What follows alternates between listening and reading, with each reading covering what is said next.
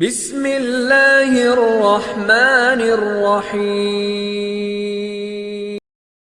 جمال الوجود بذكر الإله وتصفو الحياة بنور هدى جمال الوجود بذكر الإله وتصفو الحياة بنور هدى وتطلب نفس له طاعة ويبلغ سعد إلى منتهى فؤاد شغوف نحمده ونصلي على رسوله الكريم اما بعد فاعوذ بالله من الشيطان الرجيم بسم الله الرحمن الرحيم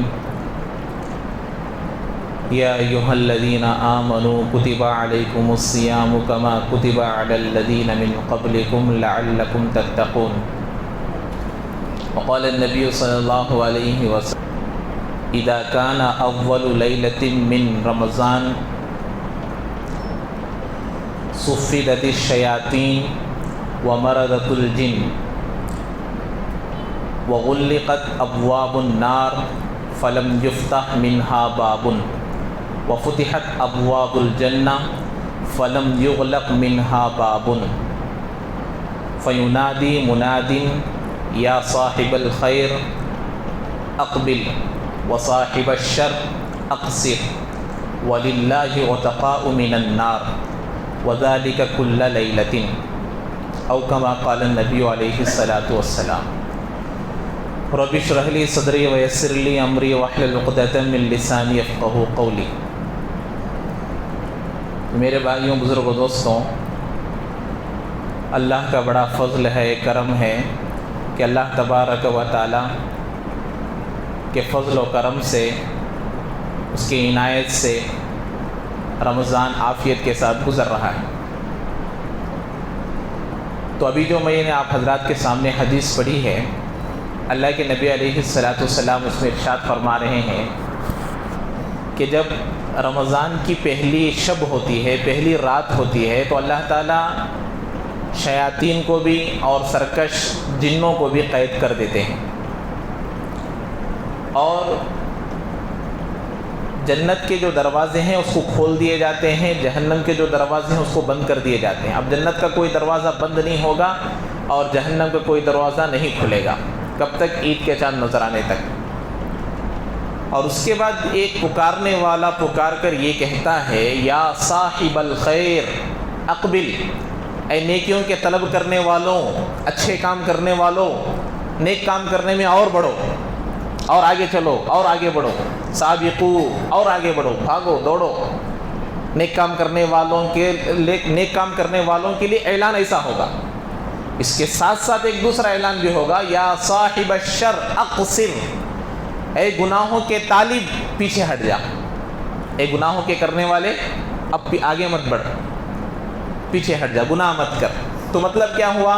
رمضان کے مہینے میں بھی ایسا ہو سکتا ہے کہ آدمی گناہ کر سکتا ہے. تو آدمی روزہ تو رکھ رہا ہے صبح سے لے کر شام تک، لیکن اس کی زبان روزے سے نہیں ہے. زبان جھوٹ بول رہی ہے، غیبت کر رہی ہے، آنکھ بری چیزوں کو دیکھ رہی ہے، کان بری چیزوں کو سن رہی ہے. تو اب یہ کہاں کا روزہ ہوا؟ صرف بھوکا اور پیاسا رہنے کا روزہ اللہ کو مطلوب نہیں ہے. بتایا نا میں، روزے کے 3 قسم ہوتے ہیں، ایک عام روزہ، ایک خاص روزہ، ایک اس سے بھی زیادہ خاص روزہ. تو ہمارے اس میں سے کون سا روزہ ہے، ہم خود اس کا محاسبہ کرنا چاہیے. تو میرے بھائیوں، بزرگوں، دوستوں، اس حدیث مبارکہ میں اللہ کے نبی علیہ السلام یہ فرمایا. اس کے بعد فرمائے، وَلِلَّهِ عُتَقَاءُ مِنَ النَّارِ، اللہ تعالیٰ اس شب میں کئی ساروں کو جہنم سے چھٹکارا دیتے ہیں، کئی ساروں کو. اس لیے ہمیشہ ہم لوگ جتنے بھی مرحومین ہیں، ہر ایک کے لیے مغفرت کی دعا کرتے رہنا چاہیے، ہر ایک کے لیے مغفرت کی دعا کرتے رہنا. تو اس کے بعد اللہ کے نبی علیہ السلام نے فرمایا، یہ ہر رات، رمضان کے ہر رات میں ایسا ہوا کرتا ہے.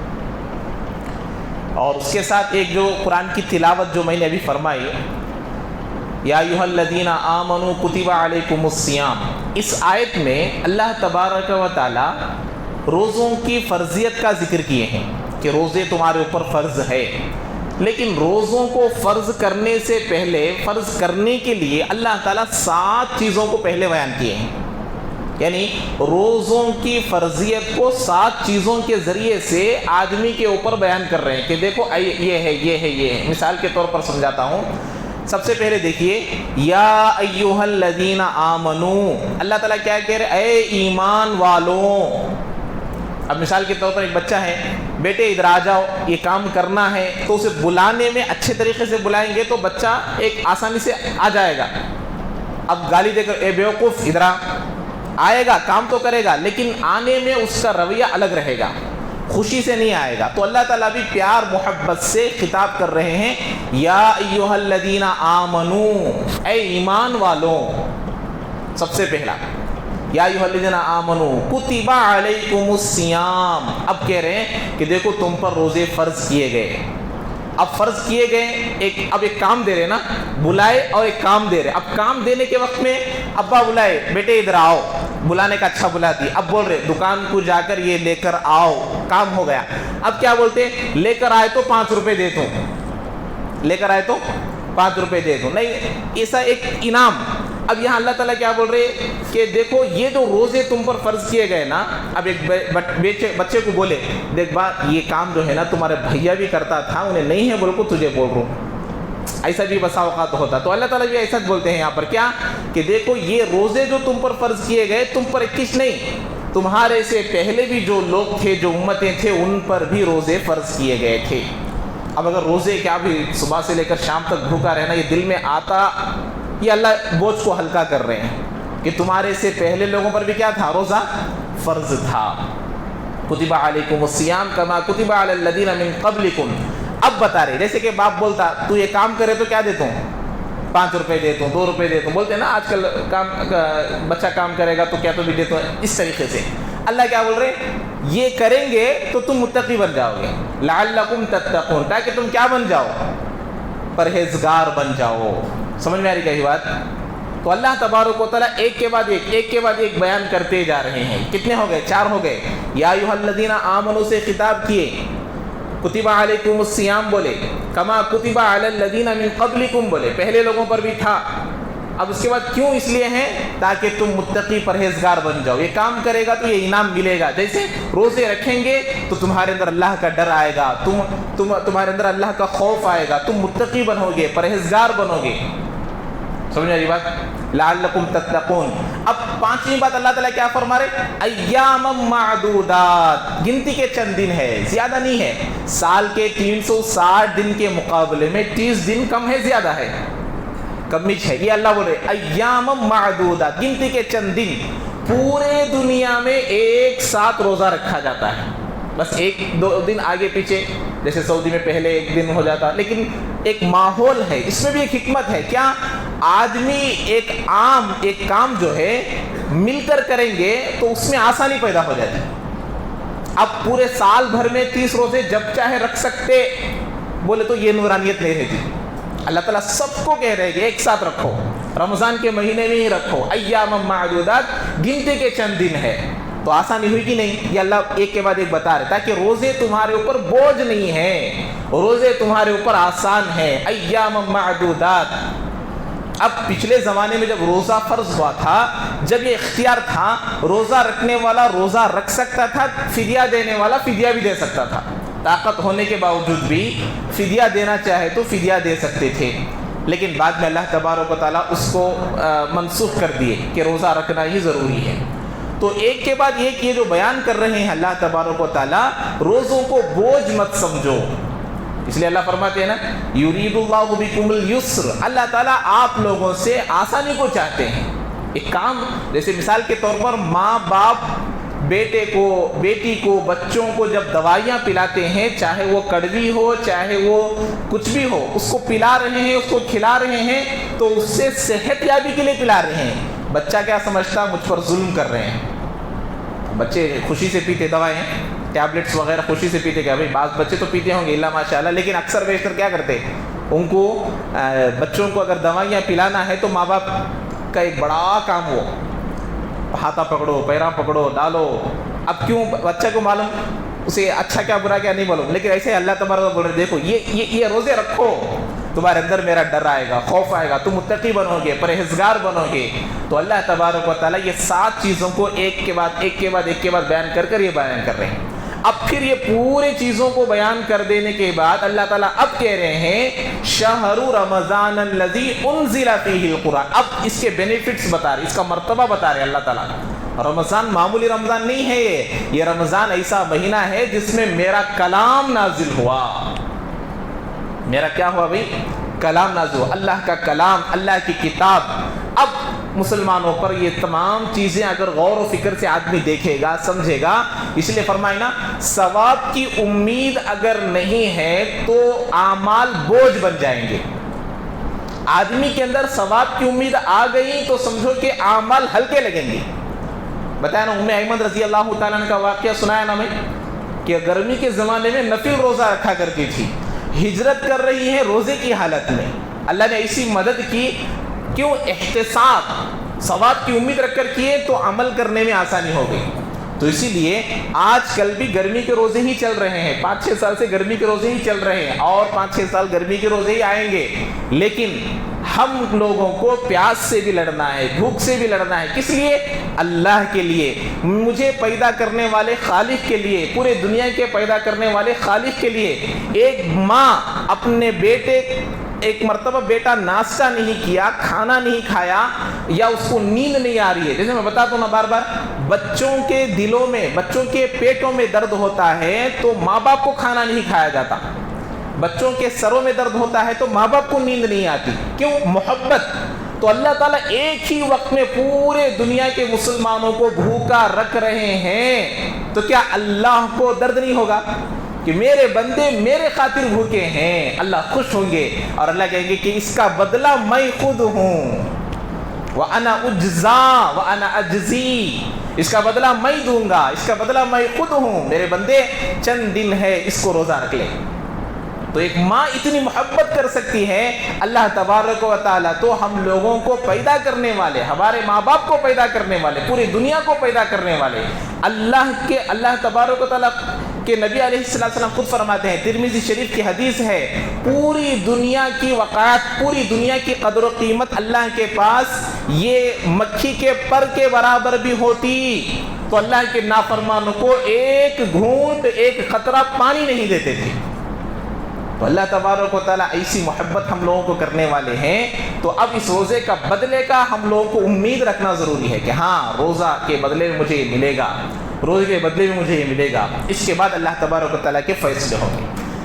اب کل حدیث پوری ہوئی تھی حضرت ابو ہریرہ رضی اللہ تعالیٰ عنہ کی، کتنی باتیں بتایا تھا میں اس میں؟ 5 باتیں۔ کوئی بتائیں گے 5 باتیں؟ 5 باتیں کوئی بتا سکتے ہیں؟ نہیں بتا سکتے۔ اب میں کل حضرت ابو ذر رضی اللہ تعالیٰ عنہ کے 7 نصیحتیں بیان کرنا چاہ رہا تھا۔ جیسے اللہ کے نبی حضرت ابو ہریرہ کو 5 باتیں بتائے ہیں، ایسا ہی ابو ذر رضی اللہ تعالیٰ عنہ کو 7 باتیں بتائے ہیں۔ اب 5 باتیں یاد نہیں ہے تو 7 باتیں کہاں سے یاد رکھیں گے؟ یاد رکھیں گے انشاءاللہ۔ اتق المحارم تکن عابد الناس، اللہ کو ناراض کرنے والے چیزوں سے بچ جاؤ، کیا بن جاؤ گے؟ سب سے بڑے عبادت گزار بن جاؤ گے۔ وَرْضَ بِمَا قَسَمَ اللَّهُ لَكَ تَكُنْ أَغْنَى النَّاسِ، اللہ جس حالت پر رکھا ہے اس پر راضی ہو جاؤ، دنیا کے سب سے بڑے مالدار بن جاؤ گے۔ وَأَحْسِنْ إِلَىٰ جَارِكَ تَكُنْ مُسْلِمًا، تم اپنے پڑوسی کے ساتھ اچھائی کا معاملہ کرو، کامل مسلمان بنو گے۔ وَتُحِبُّ لِأَخِيكَ مَا تُحِبُّ لِنَفْسِكَ، اپنے لیے جو پسند کرتے ہو وہی اپنے بھائی کے لیے پسند کرو۔ تَكُنْ مُؤْمِنًا، کامل مومن بن جاؤ گے۔ وَلَا تُكْثِرِ الضِّحْكَ فَإِنَّ كَثْرَةَ الضِّحْكِ تُمِيتُ الْقَلْبَ، اور زیادہ ہنسنے سے بچو، زیادہ ہنسی دل کو مردہ کر دیتی ہے۔ آج کو 3 مرتبہ بیان کیا ہوں، کل بھی پوچھ سکتا ہوں، کل یاد کر آئیں گے، میں نہیں پوچھوں گا، ایسا ہوگا کیا؟ کل بولیں گے انشاءاللہ، یاد کریں گے انشاءاللہ۔ یہ جو ہمارا جو مائنڈ ہے، ہمارا جو ذہن ہے نا، یہ ایک چاقو کی طرح ہے، ہم لوگ اس کو جتنا یوز کریں گے اتنا تیز رہے گا۔ ہم لوگ کیا ہے، یہ ایک بات یاد رکھیے، سہولتیں صلاحیتوں کو ختم کرتے ہیں، سہولتیں صلاحیتوں کو ختم کرتے ہیں۔ مثال کے طور پر سمجھیے، پچھلے زمانے میں لینڈ لائن ہوا کرتا تھا گھر میں فون، تو ہر ایک کو کوڈ نمبر کے ساتھ تقریباً 8-10 نمبر آرام سے یاد ہوتے تھے، آسانی کے ساتھ یاد کر لیتا تھا آدمی. ہمارے چاچا کے گھر کا لینڈ لائن نمبر یہ ہے، ان کا نمبر یہ ہے، ان کا نمبر یہ ہے، کوڈ کے ساتھ. جیسے آج بھی مجھے ہمارے 2000 میں ہمارے گھر میں جو لینڈ لائن تھا آج بھی یاد ہے، 08394241 یہ ہمارے گھر کا لینڈ لائن نمبر تھا. تو یہ یاد ہوتا تھا. جب موبائل آ گیا سہولت صلاحیتوں کو ختم کر دی. آج میرا نمبر مجھے یاد نہیں ہے. ایسے کتنے لوگ ہیں مجھے یاد ہے بھائی میرا نمبر. جتنے لوگ ایسے بھی ہیں کہ ان کو ان کا نمبر بھی یاد نہیں. نمبر پوچھے تو کیا بولتے؟ مس کال دے تو نمبر بولو بولتے، ہے کہ نہیں؟ تو سہولتیں صلاحیتوں کو ختم کر رہے ہیں. تو ہمارا ذہن بھی ایسا ہے کہ یاد رکھنے کی کیا ضرورت ہے، جب چاہے پوچھ لیں گے، جب چاہے دیکھ لیں گے. تو اس لیے ذہن کو استعمال نہیں کریں گے تو ذہن کمزور ہوتا چلا جائے گا. جیسے چاقو ہے، اس کو روزانہ استعمال کیجئے، تیز رہے گی. اس کو استعمال کرنا چھوڑ دیں گے، اب اس کو تیز کرنا پڑے گا. اس لیے آپ لوگ بھی یاد کرنے کی کوشش کرنا. جیسے میں بتایا نورانی قاعدہ وغیرہ قرآن وغیرہ پڑھنے کے لیے بھی 40 سال سے جو زبان پر ہم لوگوں کو الفاظ نہیں آئے وہ 1 مہینے میں ہم کو کہاں سے آئیں گے؟ کچھ وقت لگے گا اس میں. اب یاد کرنا شروع کیے، یاد نہیں ہو رہا چھوڑنا نہیں، اس کے پیچھے لگے رہنا. انشاءاللہ وہ ایک دن یاد ہو جائے گا. سب کریں گے انشاءاللہ. تو کل ایک صاحب سوال کیے تھے،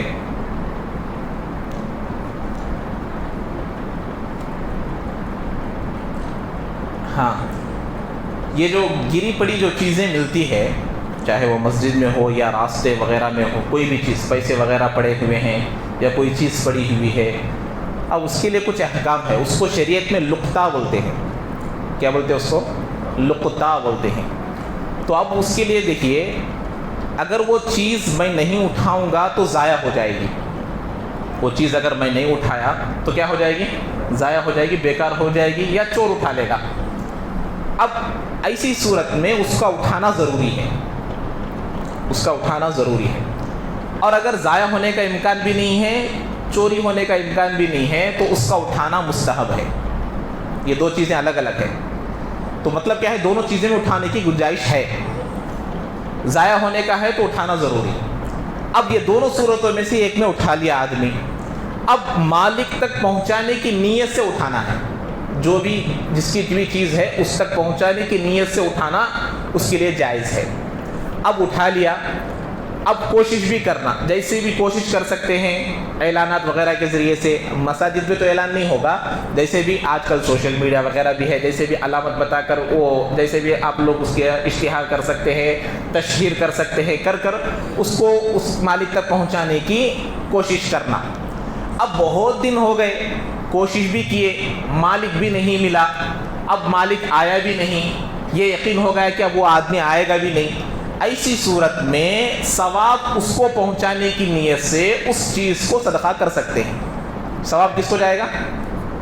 جو مالک ہے اس کو ثواب پہنچانے کی نیت سے اس کو صدقہ کر سکتے ہیں. کر دینے کے بعد اب اٹھایا ہوا آدمی خود زکوٰۃ کا مستحق ہے.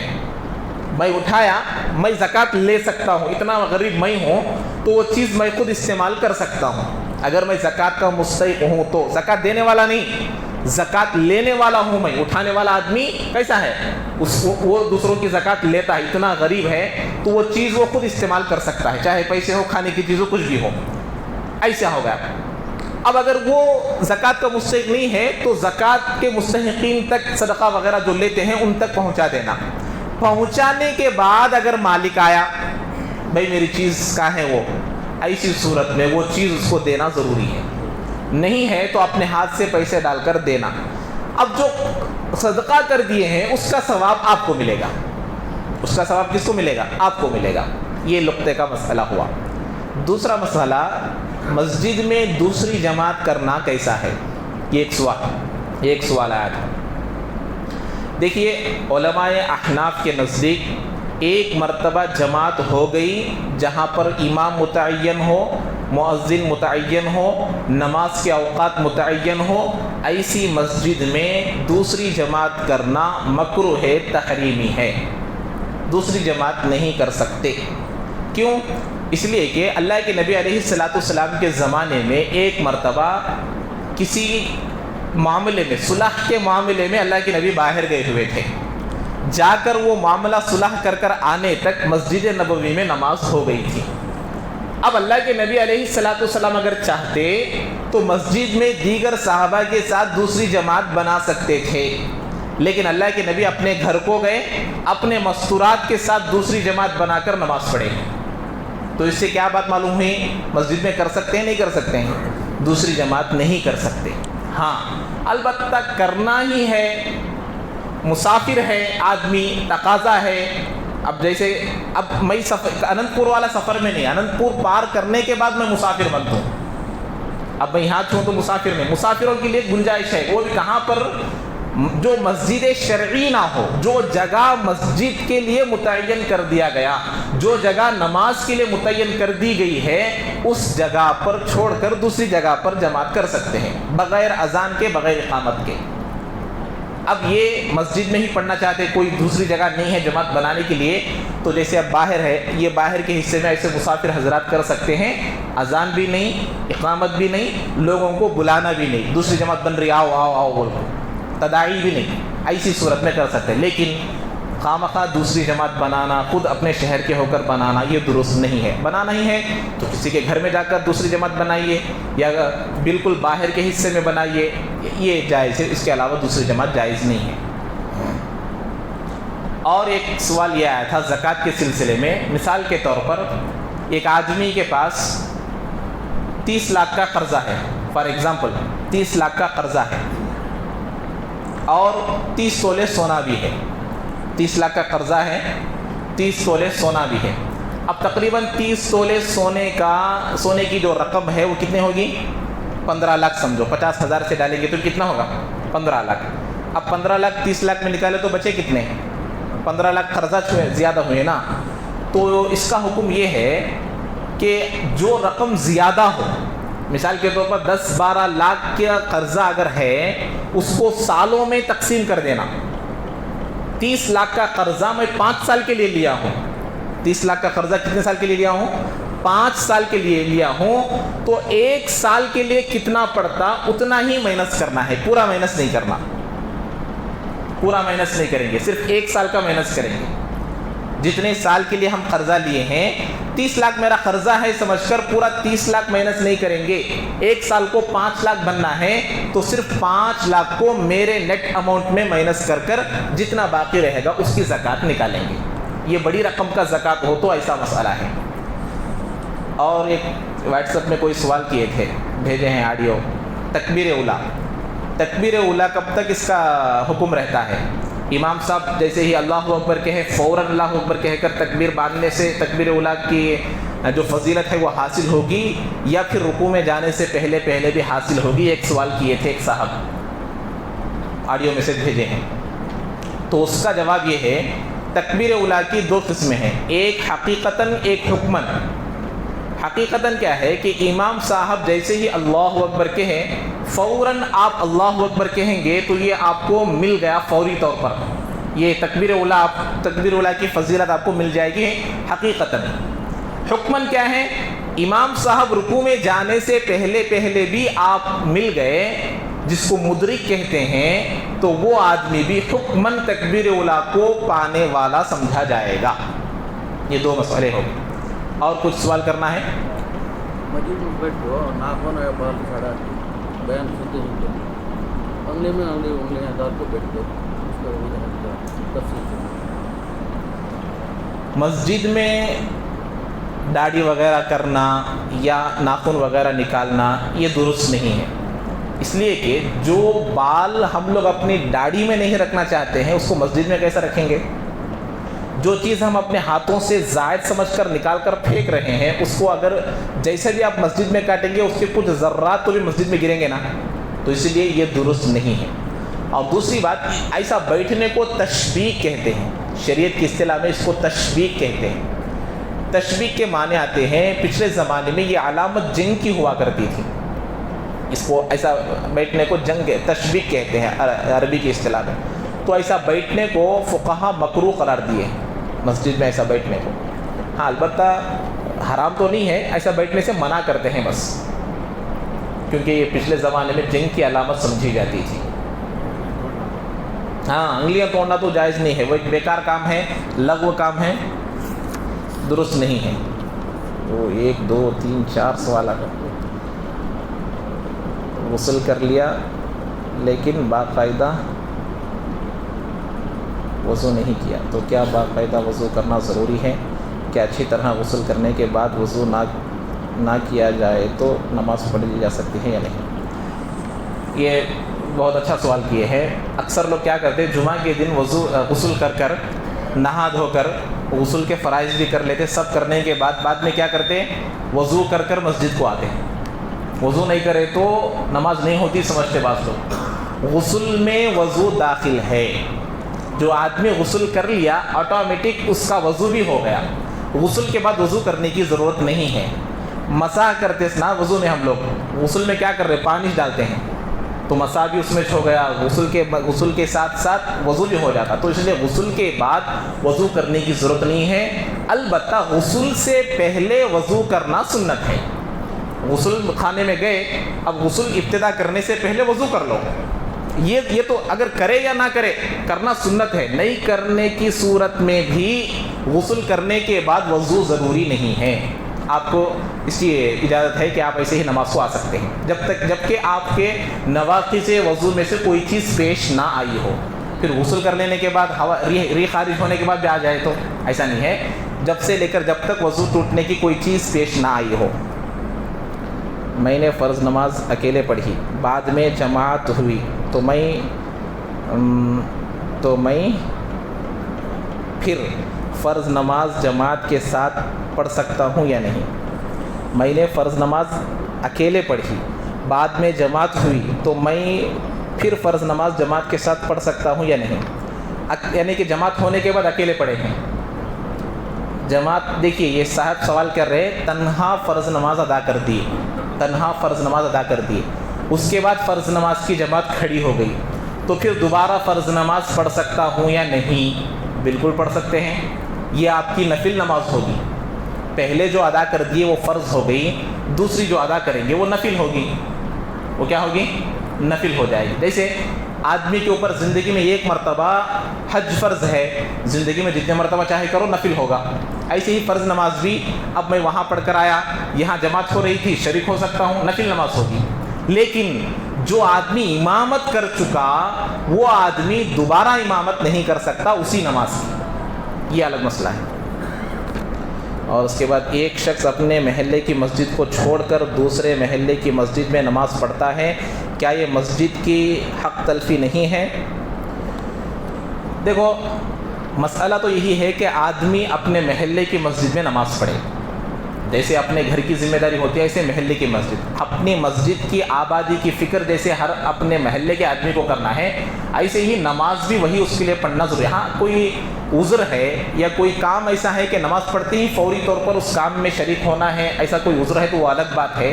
لیکن اپنے محلے کی مسجد ہوتے ہوئے خواہ دوسرے محلے کی مسجد کو جانا یہ درست نہیں ہے.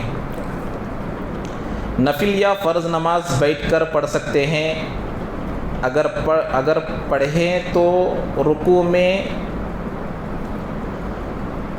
میں کمر اٹھانا یا نہیں؟ دیکھو فرض نماز جس کے اندر کھڑ کر پڑھنے کی طاقت ہے وہ بیٹھ کر نہیں پڑھ سکتا, نماز نہیں ہوگی. جس کے اندر کھڑ کر پڑھنے کی طاقت ہے, استطاعت ہے, قدرت ہے, قوت ہے, وہ آدمی اگر بیٹھ کر نماز پڑھے گا تو اس کی نماز نہیں ہوگی. نفل نماز آدمی کے اندر کھڑ کر پڑھنے کی طاقت ہونے کے باوجود بھی بیٹھ کر پڑھ سکتا ہے, اس کی نماز ہو جائے گی. اسی کے ذمہ میں کرسی کا بھی ذکر کر دیتے ہیں. جی یہ دیکھیے چیئروں کا جو سلسلہ آیا ہے, یہ چیئر پر بیٹھنا اس وقت میں جائز ہے جبکہ زمین پر بیٹھ کر پڑھنا بھی دشوار ہو. زمین پر پہلی صورت تو 2 زانو بیٹھ کر پڑھنا, 2 زانو پر بیٹھ کر پڑھنا مشکل ہو تو 4 زانو بیٹھ کر پڑھ سکتے ہیں. 2 زانو بہت دیر تک بیٹھنا مشکل ہے تو 4 زانو بیٹھ کر ہی پڑھ سکتے ہیں. نماز کے لیے آدمی کا جتنا سجدے کی جگہ سے زمین سے قریب ہوگا اتنا افضل ہے.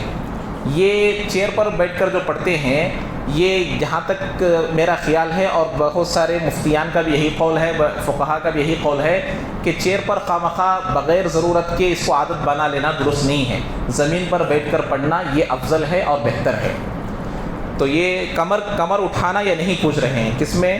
تو رکوع میں کمر اٹھانا یا نہیں، رکوع میں کمر اٹھانا یا نہیں مطلب لکھے ہوئے ہے یہاں پر صاحب، یہ کیا کمر اٹھانا، رکوع میں کمر اٹھانا یا نہیں؟ اچھا یہ بولتے ہیں۔ تو دیکھیے اصل میں آدمی جہاں تک ہو سکے رکوع اور سجدے میں دونوں میں کچھ فرق کرنا، جتنا رکوع کے لیے ہم لوگ جھک سکتے ہیں، اب اس کو جھک سکتے ہیں، اس سے کچھ زیادہ سجدے میں جانا ہے، دونوں میں کچھ فرق ہے، دونوں ایک ہی ساتھ رہیں گے تو فرق نہیں ہوگا۔ ہاں کمر کو جھکانا ہے، جہاں تک ہو سکے اس کو جھکانا ہے۔